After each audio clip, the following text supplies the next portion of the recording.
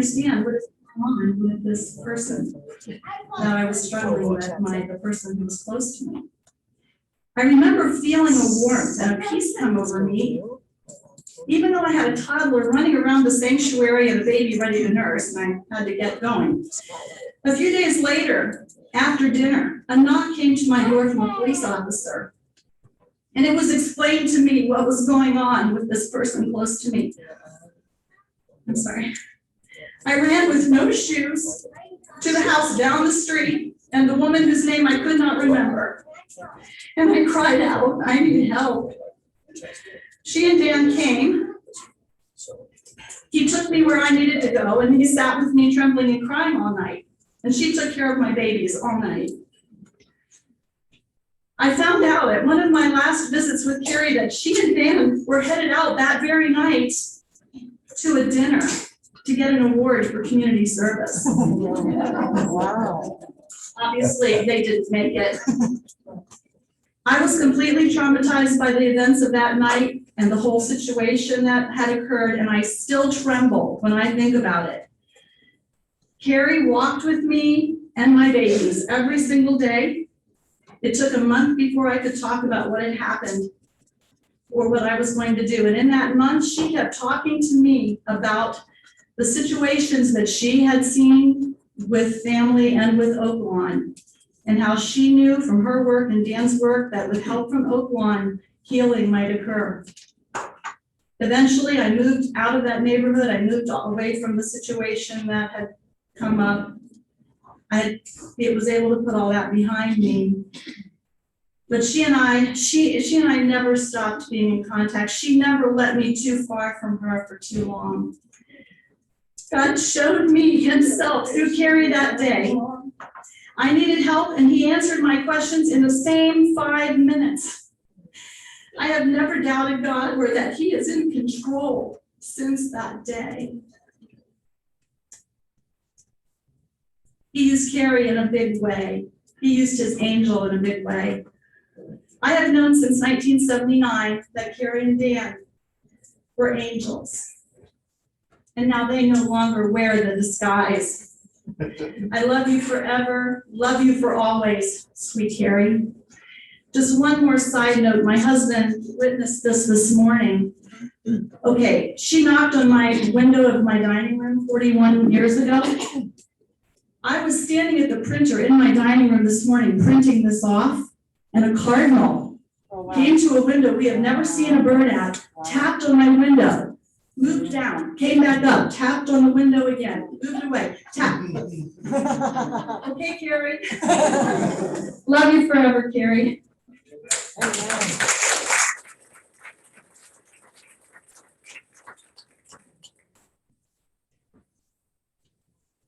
I'm John Bender. Marty and I were part of a small group with Carrie and a number of other people from Prairie Street for a good number of years.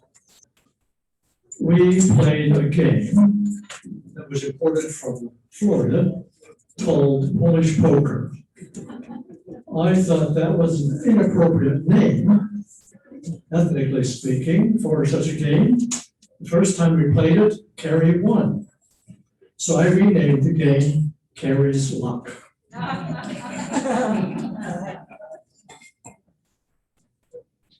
Uncle Darrell will be speaking from back here.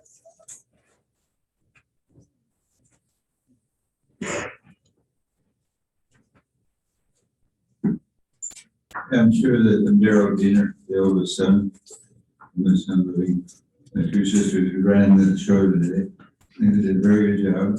And kept me in the local. Anyway, for those of you who know that my mother, she was very competitive actually. She's not this typical person sitting there not paying much attention. She would get involved in a game of rook, but you really go show her talents there.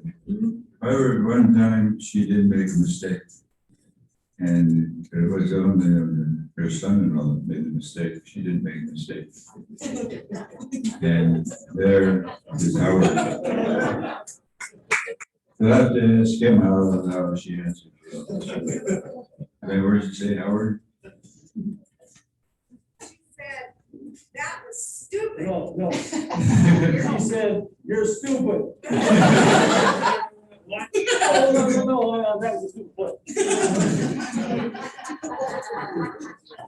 So there you have it, first-hand information. The other thing I was thinking of now,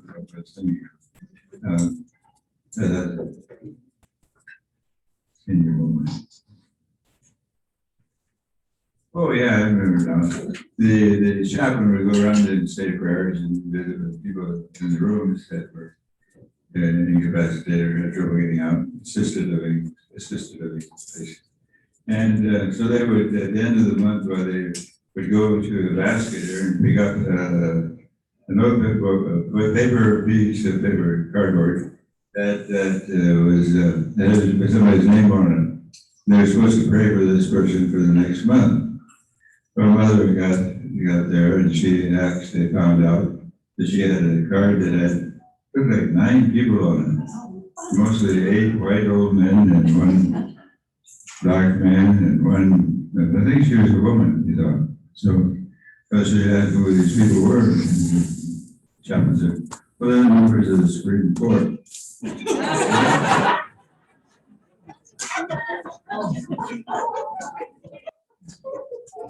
And so she said, this is kind of a small picture. I'm ready to see them, I'm not going to pray for them. Get a bigger picture. So, next week came in the bigger picture. And showed them.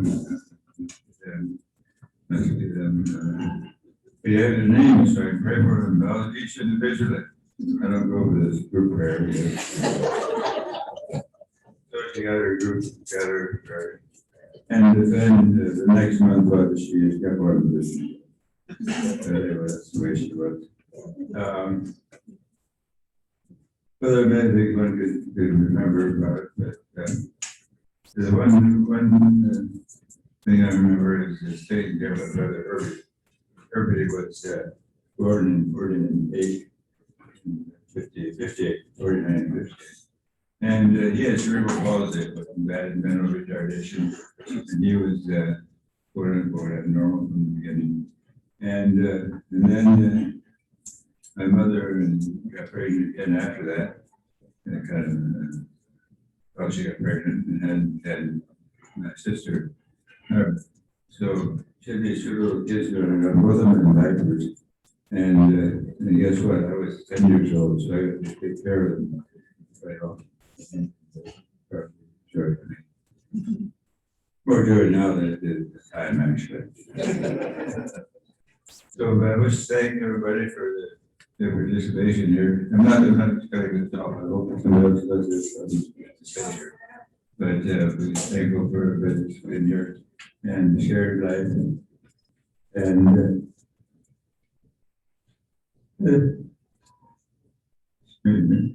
that's what life all about. Life is about living, doing what God would have us to do, and at the end, fix it. There and the rest we get. Okay, thank you.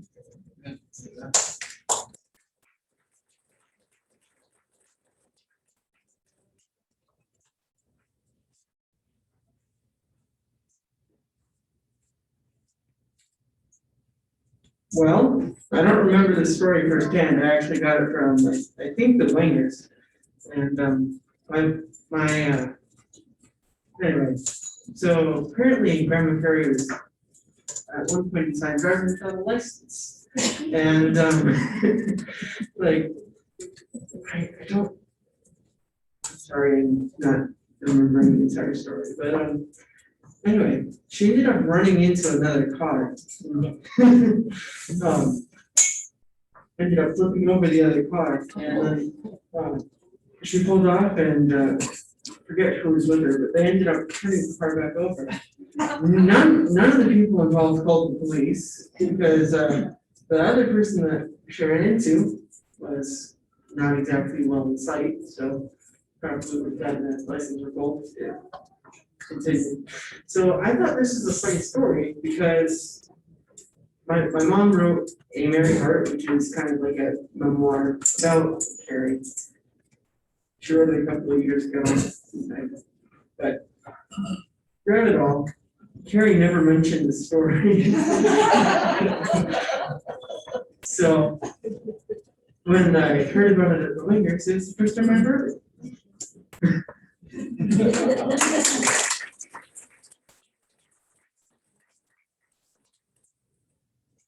Mildred will speak here and then Mary. I'm a Trump.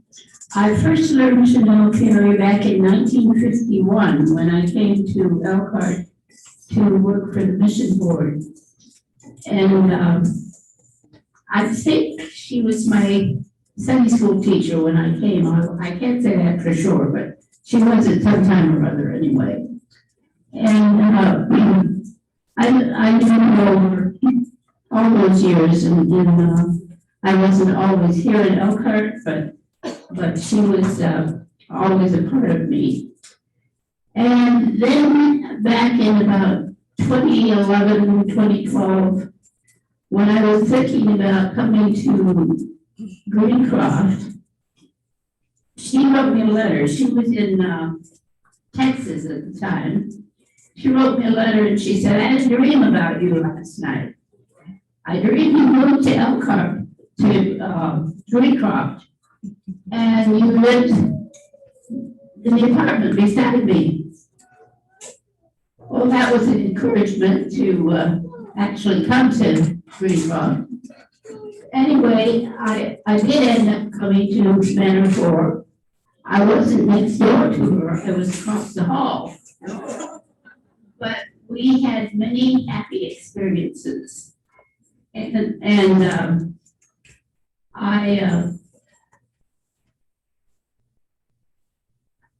I can remember one of the first times when we walked to the mailbox together.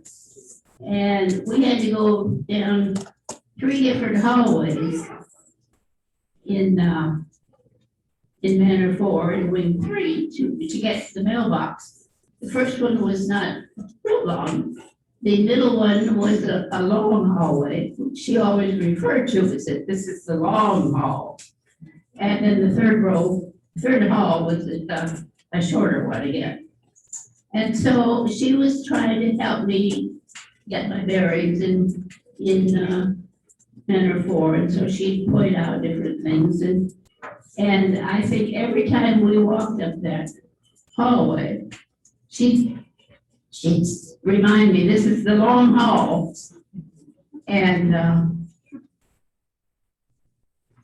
even after I knew my way around, that was something that I always associated, that long hall with Carrie. And even now, when I go up there, I don't think I'd ever go in that hallway without thinking about Carrie. And sometimes I talk to her. And I say, yes, Carrie, this is the long hall. We're gonna get there. And so it was a very wonderful experience to be her neighbor across the hall, and to have her for a friend. And I just thought about this a little while ago. I have a walker here, and it has a red kind of a carrier on it. Well, that was, yeah, so that was Carrie's, and Karen gave it to me after Carrie was no longer here. So I feel like I have her with me a lot. And I'm just so blessed to have known her and had her as my friend.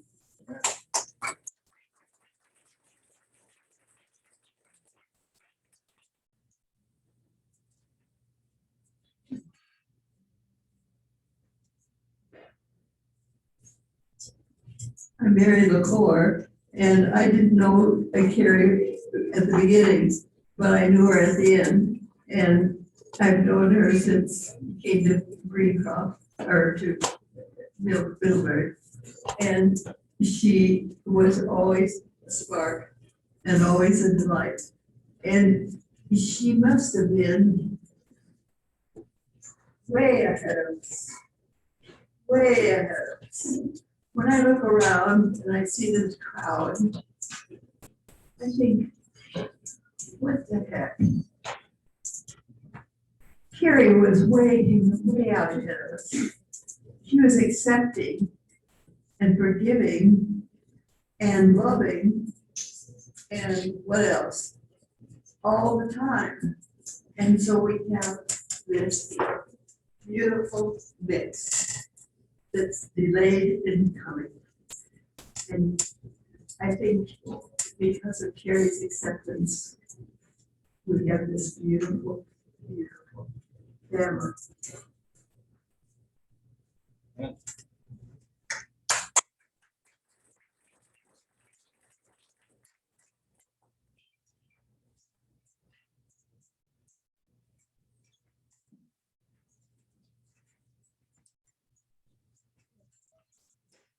Carrie was my aunt on the Diener side. We were fortunate as Dieners to always get together every 4 years for a big family reunion. So even though we didn't always know our aunts and uncles like we maybe would have, Aunt Carrie always made certain that she targeted me.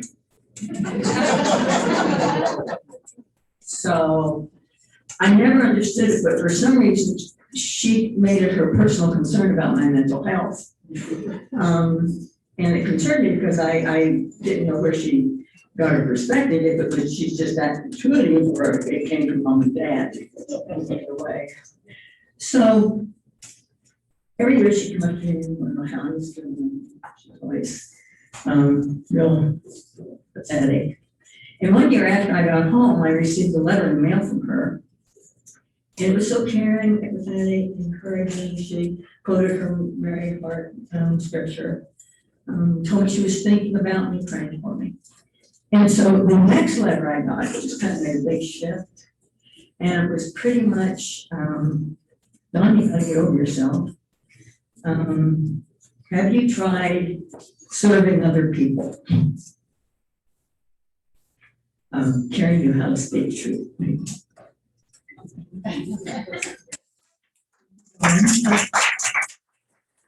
When Carrie was on one side and Ruthie, one of Carrie's nieces, on the other.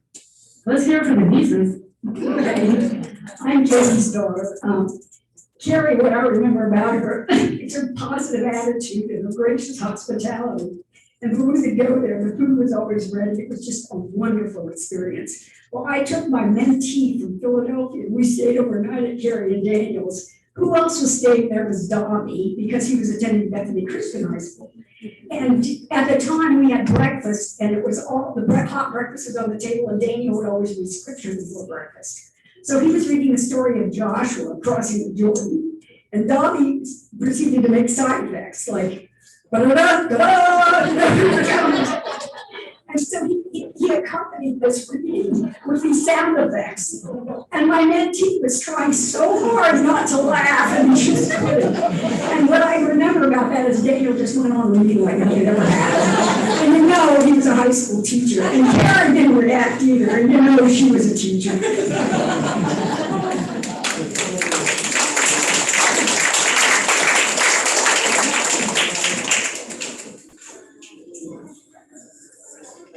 Felix is actually going to play a musical tribute right now. And would you say the first time that you played this? Give us a little bit of information. I am Carrie Yoder's great grandchild, son of Denise and Gilberto. And I played this piece as Constellation number 3 by Franz Liszt for Grandma's 100th birthday.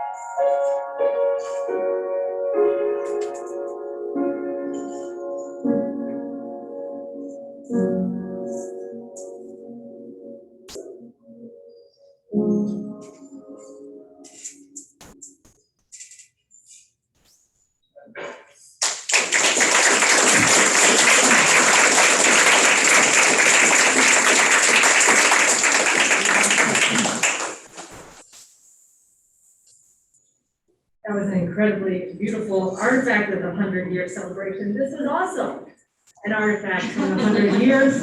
So it's great to have these remembrances, material and immaterial to take with us. Thanks, Chris. And the next, Leon. So I've known Carrie for about 55 years. My first encounter with her was when my father came here as a pastor, and different people in the congregation invited us for meals, our family, my sister and mother and father. If I'm not mistaken, Daniel and Carrie Diener's house was the first place where we were invited, so they introduced us to Prairie Street. Another hospitality story was when there was a French Mennonite, Michel Stomer, who was at the seminary, and he either lived with them. Does that sound familiar to any of you, Michel Stomer? If he didn't, did he live with them? Do you know? Define live. Well, I mean, like, did he live with them when he went to the seminary? Because somehow he knew them very well. And she knew he spoke French, and my wife and I had been in Ivory Coast, and so she invited us over for a meal. Does that make sense?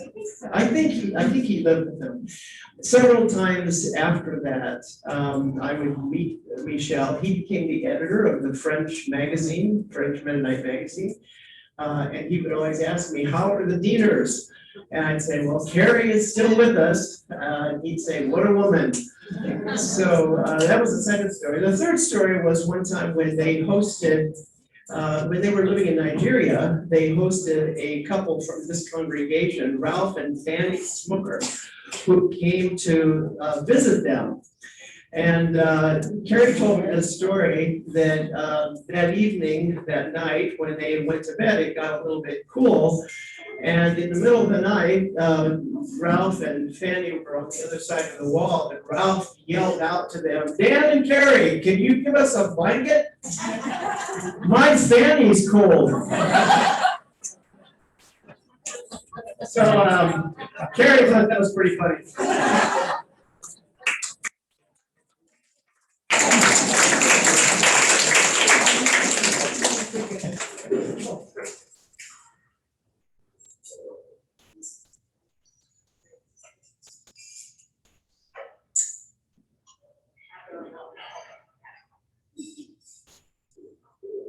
Well, if anybody doesn't know me, I'm Elkhart Diener. I also claim Carrie as one of my mothers. She was big number 3 in my life. I was orphaned when I was a teenager, so I had a foster mother.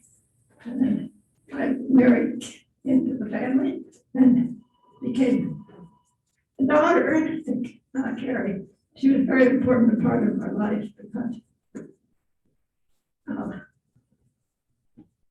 we were living in Puerto Rico, and she would come down there and visit us. And she was there for the children when they were born.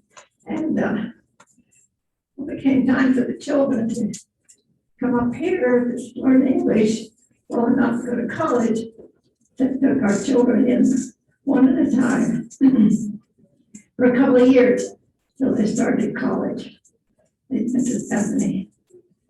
And I want to say that Carrie was always very kind, caring person, and I never felt any animosity with her. Unless it was blame her because I think might do it right.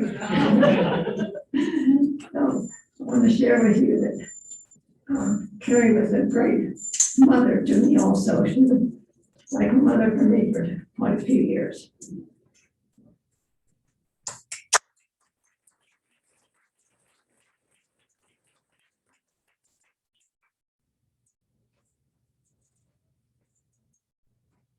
Hi,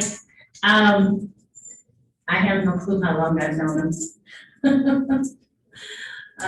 If they were here in 51, they've been here most of my life.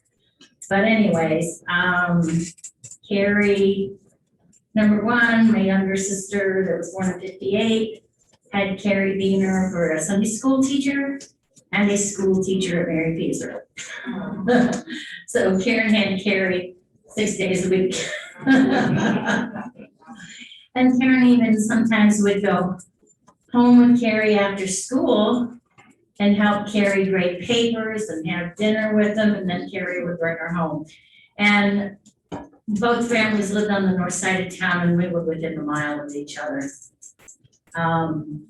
then I sent my oldest daughter, only daughter, but my oldest child, off to college. Then I decided to go to college while I still had 2 high school kids. And when I graduated, my daughter threw me a party, and Carrie and Dan said that instead of buying me a gift, they were gonna take me to Mennonite to spend the day there, and I thought that was really cool. And they sometimes invited us over for dinner in their home. And they were just really like family.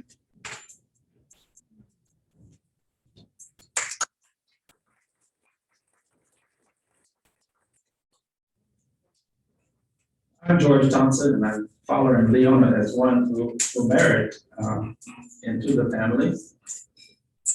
But I also want to follow Mary LaCour, who mentioned that she seemed like a person ahead of her time.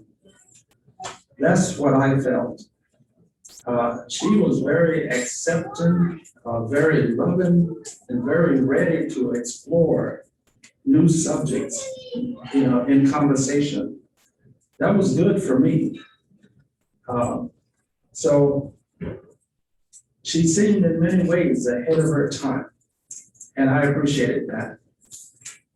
So I hope that, all you married men out there are able to say what I am, that she is the best mother-in-law that one could ask for.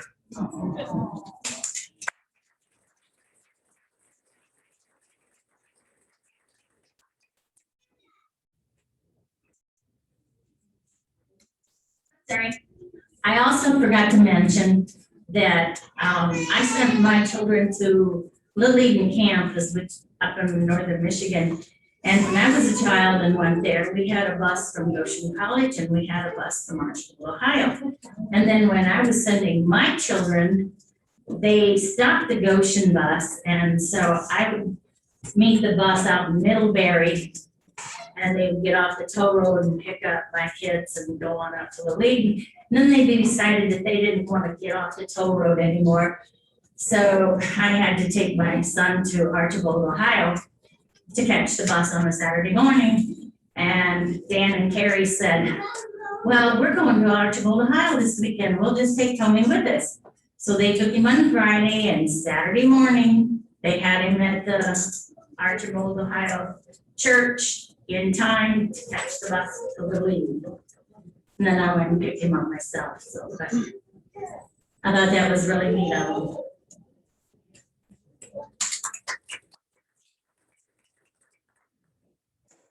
I'm Ariana, one of Carrie's great grandchildren, and this is just a short story. Kind of shows her spirit. I think it was around 4 years ago. Great grandma was getting kind of sick, and we weren't sure if she was going to pass away. And I was working at Mary Lee at the time, so I didn't get to spend time with family. So I came back in the weekend. And I went to her room at, in the Gables, and I was like, hey, Grandma, how are you doing? She's like, well, I haven't died yet.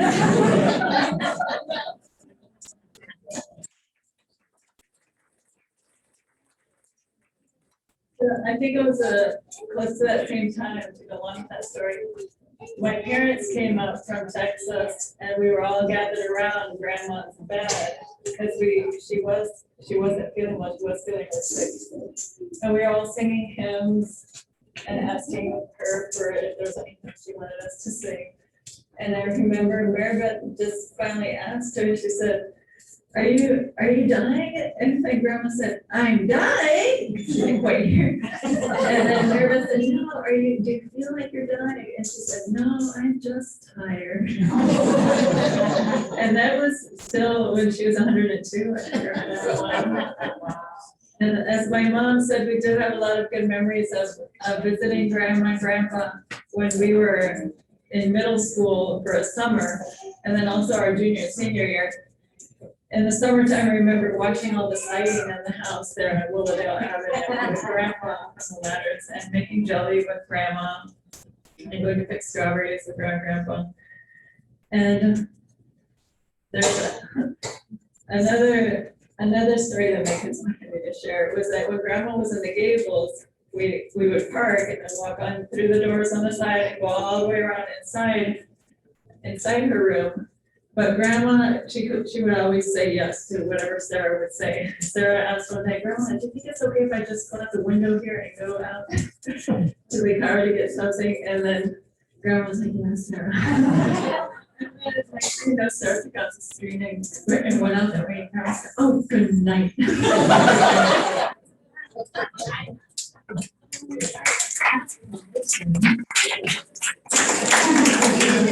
Thank you, Denise Ariana. Hello, I'm Joe Friesen, grandson of Carrie and son of Miranda.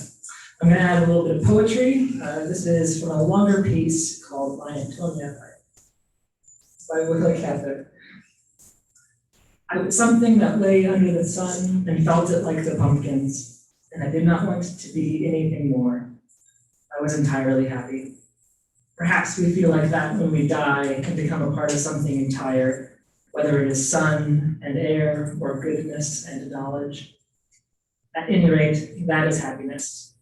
To be dissolved into something complete and great. When it comes to one, it comes as naturally as sleep.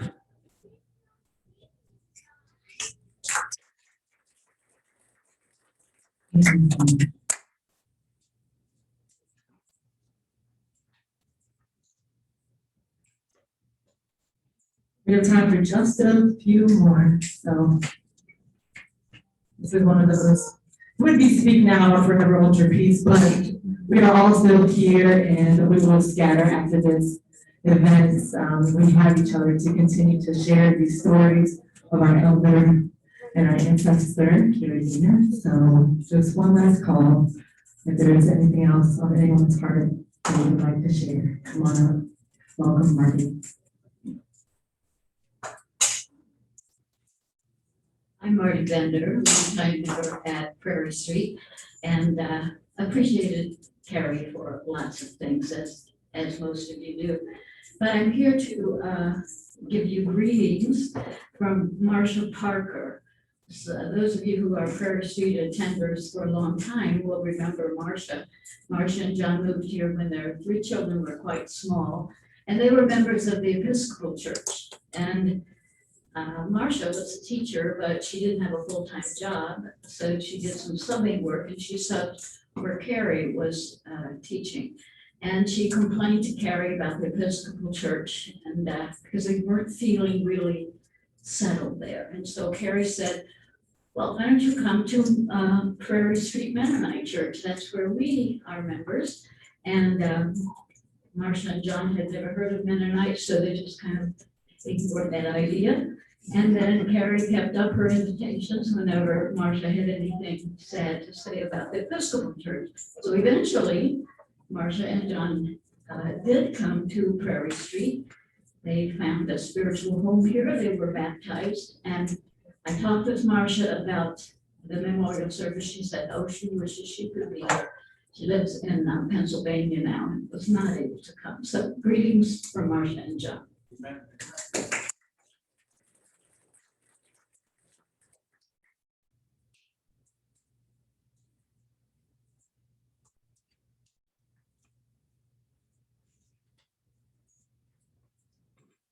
I'm Carla, and I have known Carrie Yoder and Dan since, I think, 1979, when we first moved next door to town.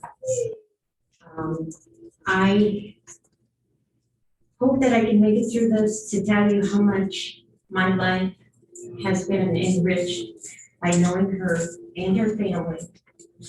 They have taken us in like their family, and she was such a loving and accepting person and met you where you were. And you just knew that everything was going to be all right. She'd have you come over and have a cup of tea or pick a flower and give you a flower.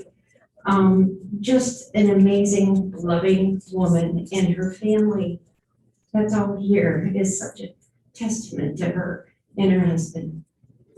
That's true.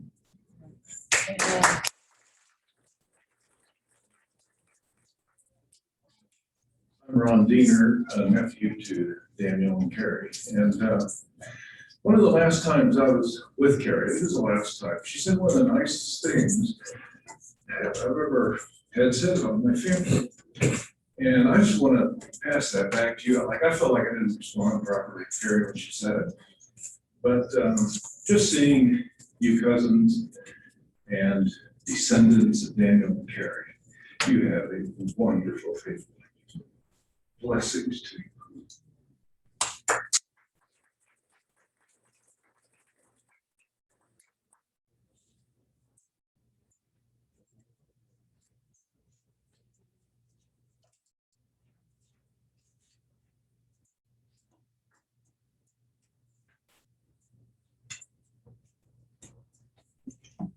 Quinn Renicky, and I haven't known Carrie as long as many of you have, so I've really enjoyed hearing your stories. But I will say that I knew of Carrie before I knew Carrie. I lived in Texas and went to church with Daryl and Leona, and so regularly I would hear updates about how Carrie was doing. We would pray for her at church. And so when I moved to Elkhart and visited Prairie Street Mennonite Church for the first time, I think Sarah was here and said, "That's my grandma." And it felt like meeting a famous person. This the person I had heard of for so long, and I finally in the flesh got to see her. So I learned to know her. Before I was a pastor here, I was an intern and had the privilege one time to go visit the Greencroft Prairie Street Bible Study. So those who were gathered for Bible study that day got together and we were sitting around the table and there was one person missing and that was Carrie. So we thought, well, we'll wait for Carrie to get here. And out of nowhere, come right fast through the door in her scooter, she came in and she came up to the table, nearly knocked it over. And she pulled into it. And I don't know, Maribeth, if it was you or Karen almost running behind her. And the first thing you said is, "I tell her to put it on turtle, but she always puts it on rabbit."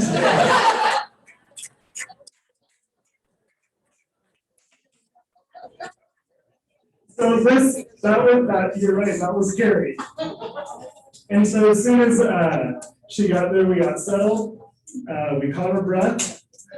And we thought we'd just share updates. So we went around the table sharing, how's your week been?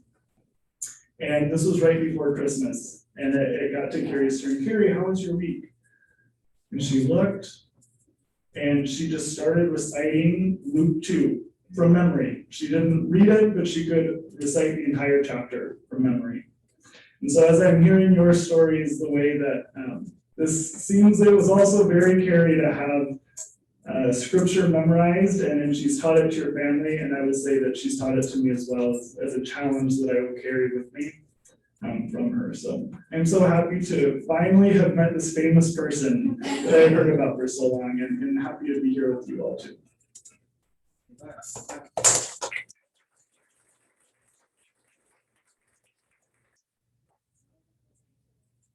And as we move towards closing here, I want to thank again some more Texas family, Maria Hinojosa's online, as well as Arliss and Marcia.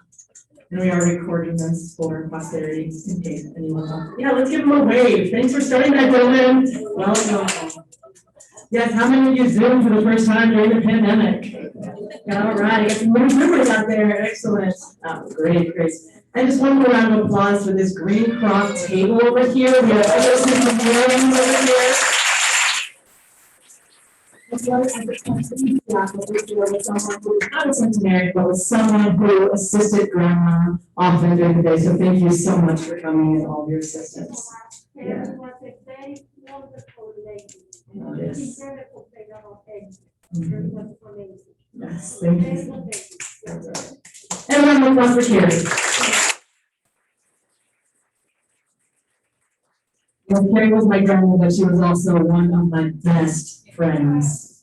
Someone who I always look forward to coming home to.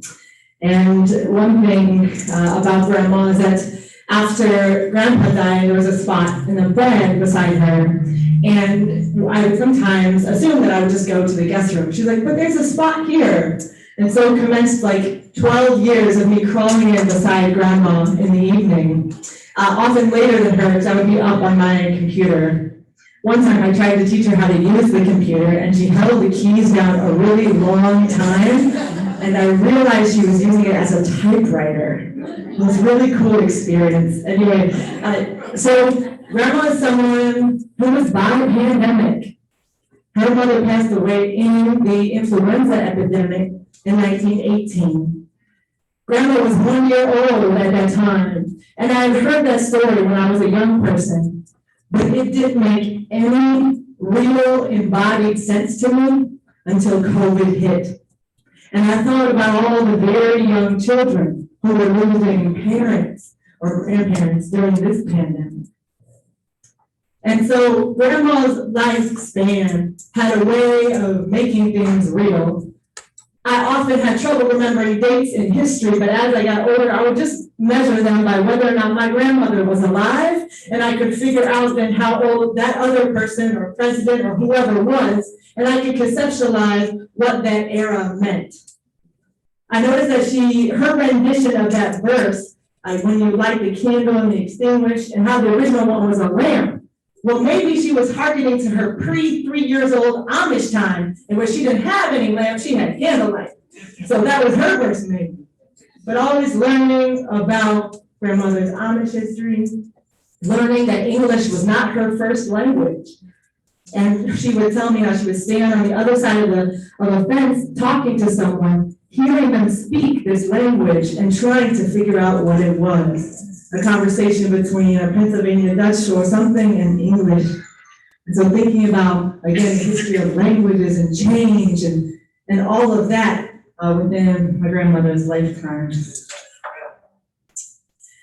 In the latter years, as she began to walk less, though still took the long haul, as Mildred talked about, she would exercise in the morning.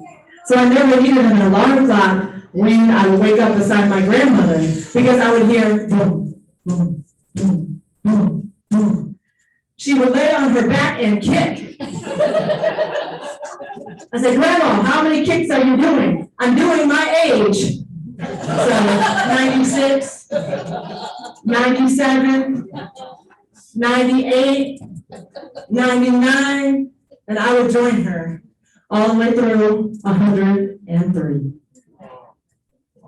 So praise be to God for the life of Carrie, how it is indeed helping us all carry on. And thank you to this community that has gathered today to be with us. A day that has been delayed almost 1 year to the date of her day of ascension. And in many traditions, they do honor that 1 year time. In Judaism, it's called the Yahrzeit. And there's something that happens over the days immediately following the passing, and then months, and then this moment of 1 year's time, one revolution around the sun. And so thank you for waiting with us all this time, and for your holding the grief of our family, the love of our family, the celebration of our family, and for showing up right now. February 26, 1917. To June 27, 2020. Praise be to God.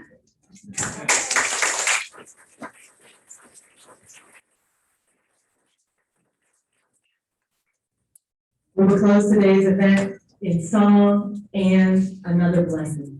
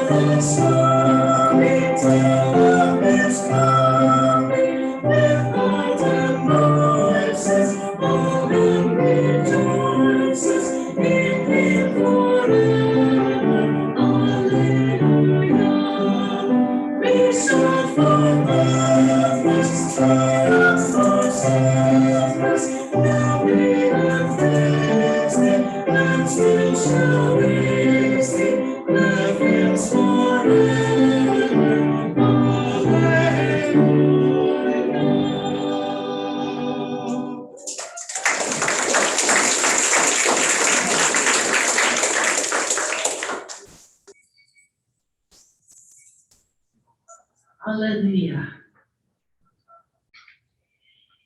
Now, the one who is able to keep you from falling and to present you before the glorious presence without fault and with great joy. To the only God, our Savior, through Jesus Christ the Lord, be glory, majesty, power, and authority before all time, now and forevermore. Amen, and go in peace. Thank